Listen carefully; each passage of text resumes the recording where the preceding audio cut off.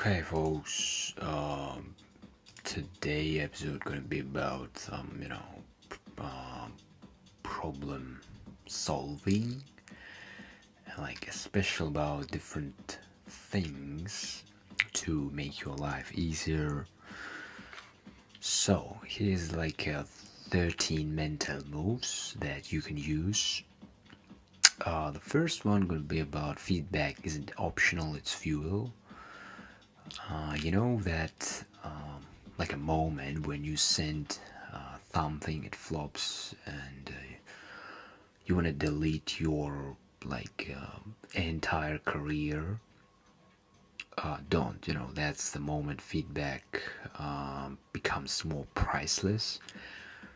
Smart people don't see feedback as a judgment, they see it as free intel. Instead of thinking like, oh, I messed up, they go like, cool, now I know what not to do. If your TikTok bombed, your pitch got ignored, or your crush ghosted you, pause, rewind, learn, then test again. Feedback is a cheat code if you actually use it. No growth without tweaks.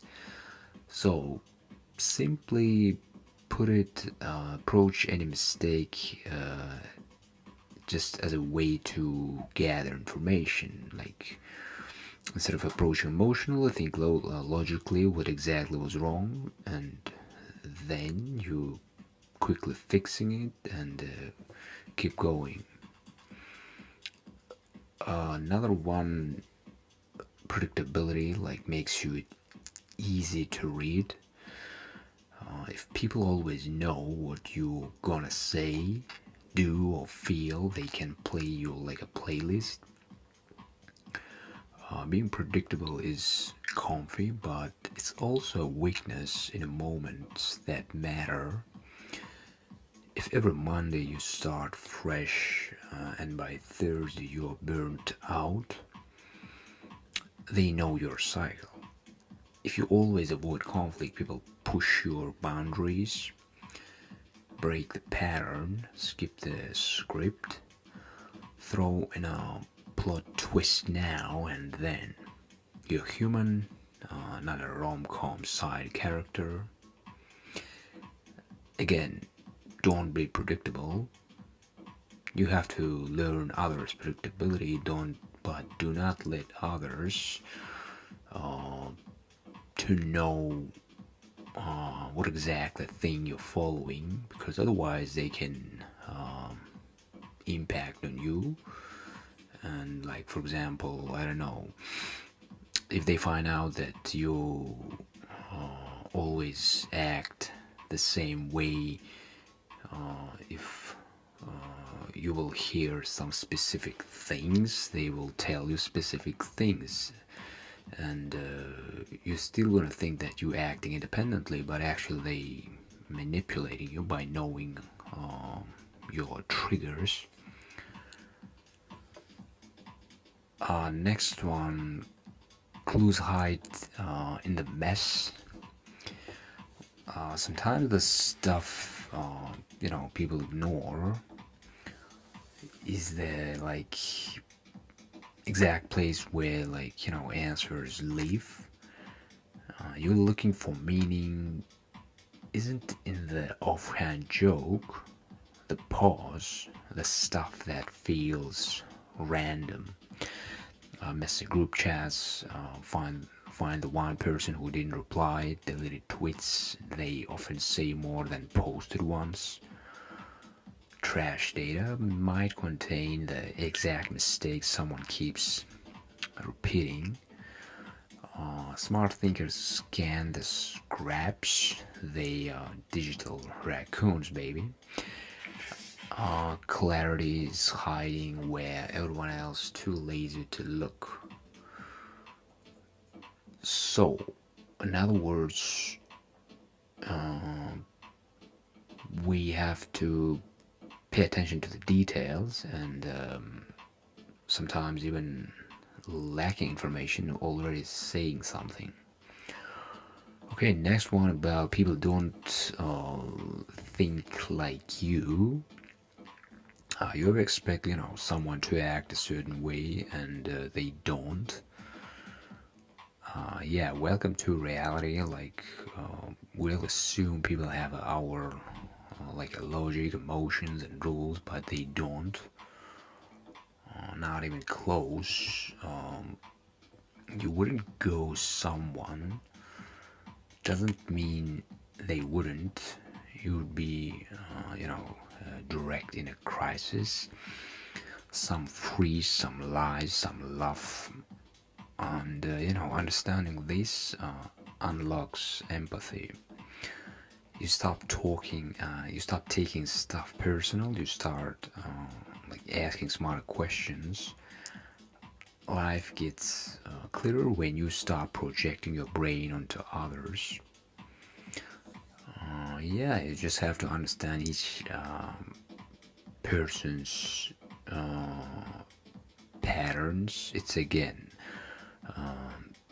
do not let others to show your predictability and in general to be predictable, but you have to find out others' predictability in terms of what exactly this person how exactly this person acting in some specific situation, what exactly his or her advantages and flaws. Silence talks louder than words sometimes. People think silence is neutral. No, silence is communication. Someone leaves your message unread. That's a statement. Teacher skips your suggestion. That's a feedback. You didn't reply when someone needed help. That uh, echo heard. Everything you don't say still says something. The trick, learn to listen to the gap. In other words, again, pay attention to the details and not just pay attention to what people say, but also to how they say and what they do not say. And silence isn't empty; it's loaded with information which you try to guess, uncover. The next one is about hold more than one story in your head. If something happens and you immediately decide why, you're probably wrong. The best thinkers don't jump to conclusions. They line up a few possibilities. She didn't answer your text. Is she mad, busy, forgot, dead phone? That project failed. Was it poor planning, bad timing, unclear rules? Stack up the options and then test them. Acting on the first idea is like taking the first exit on a road trip. You'll end up nowhere fun. Okay, the next about thinking system, not just symptoms. Trying to fix one piece of mess without seeing the whole setup. That's whack-a-mole thinking. You need to zoom out, like without having so-called tunnel vision. Bad grades, it might not be laziness. It could be like combination of like a sleep, burnout, confusion, distraction, and which is equal to the foggy brain. Smart thinkers look at the whole machine. They fix the system, not just the smoke. You don't solve a leak by mopping, you patch the pipe. Yeah, that's a good point. In other words, not just zoom in, but also zoom out. Okay, the next one is going to be about trusting patterns, not one-off moments. You ever, for example, get fooled by like a one-time compliment, then realize it was just lip service? Yeah, because one data point means nothing. Real insight comes from patterns. One sorry means little. 10 sorries with no change, it's already, red flag. One bad review might be noise. 10, that's a signal. Trust what repeats, that's where truth lives. Repeat after me. Patterns equal power. In other words, even in terms of like if you're into this body language stuff, if person in front of you, like I don't know, showing you a sign of like hiding something, lying about something, like some sort of body language, which is also again could be individual, and it's not just like a one body language signal, but multiple, like he or she did this and then this and again this person proving that a red flag of lying, that's already saying something. In other words, again,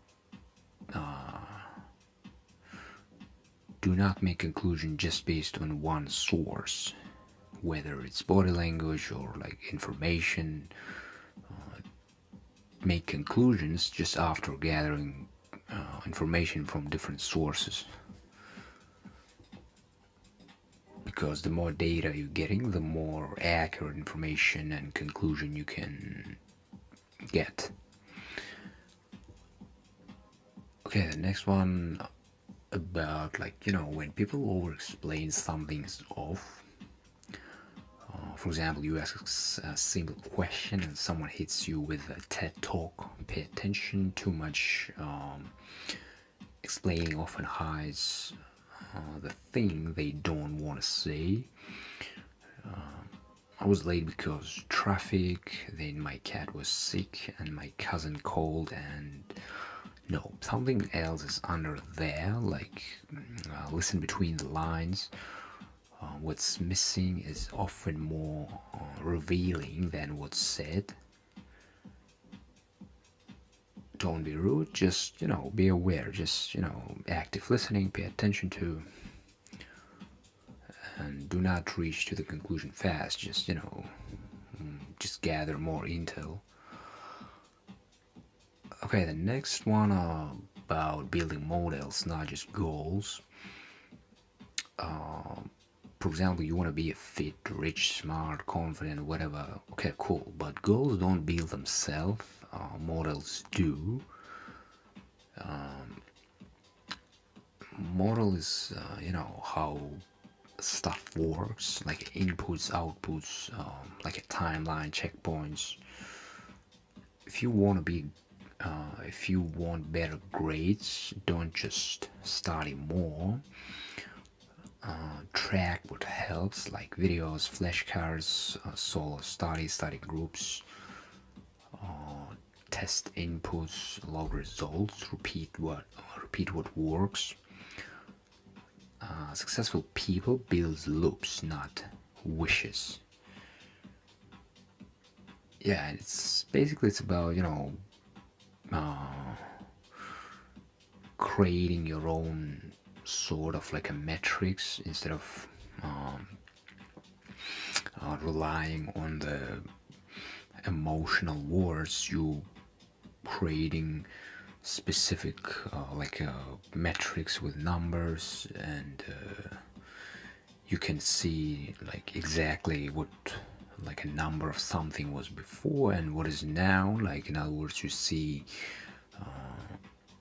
it is tanking or progressing,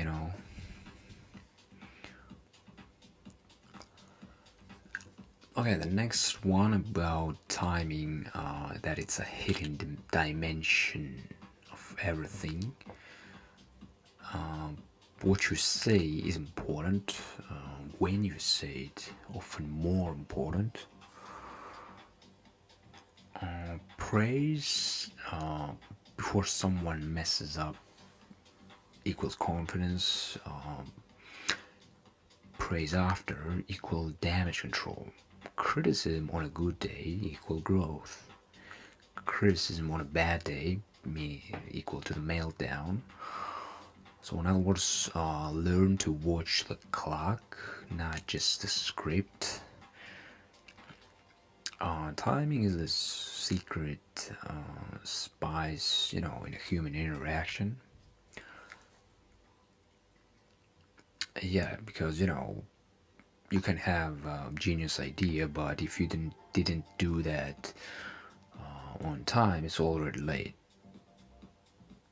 If you decided if you invented in 2025 electricity, I think it's kind of late. Okay, the next about that too many cooks stole the kitchen. Let's add more people to fix this faster, famous last words. Large groups without structure usually becoming chaos.